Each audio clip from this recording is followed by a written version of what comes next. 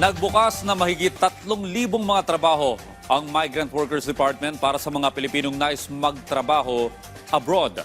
Yan ang ulat ni Elijah Canlas.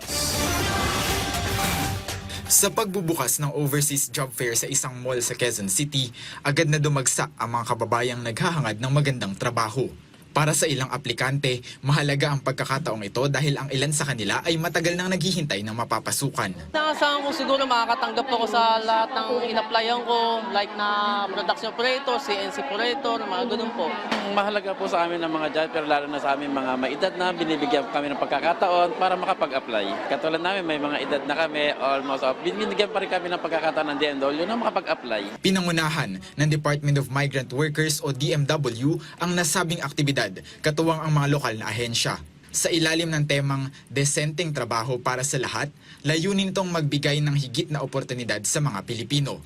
Mayroong 12 ahensya ang nakiisa ngayong araw para mag-alok ng iba't ibang posisyon. Mahigit 3,500 trabaho sa ibayong dagat ang nakalaan para sa mga kwalipikadong aplikante. Paalala ng kagawaran, dalhin ang mga itinakdang requirements tulad ng passport at resume. Kinakailangan din ng mga diploma at TESDA certificates na angkop sa posisyong nais nilang pasukan. Isinagawa ang nationwide series na ito sa pakikipagtulungan ng Department of Labor and Employment o DOLE at ng isang mall sa bansa.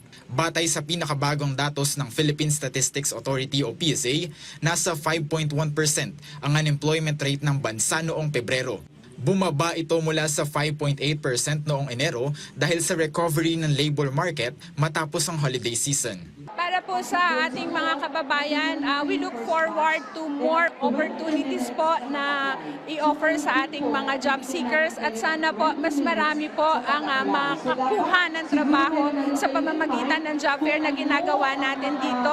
Hinimok ng DMW ang mga aplikante na sulitin ang mga pagkakataong ito para sa paghahanap ng trabaho. Pinangako ng kagawaran na magpapatuloy ang mga programang gaya nito para mapalawak ang akses sa trabaho para sa mga Pilipino. Tunay nga na isang pintuan ng pag-asa ang mga job fair na gaya ng ginagawa ngayong araw para sa mga Pilipinong patuloy na kumakayod para sa mas matatag na kinabukasan. Elijah Canlas para sa Pambansang TV sa Bagong Pilipinas.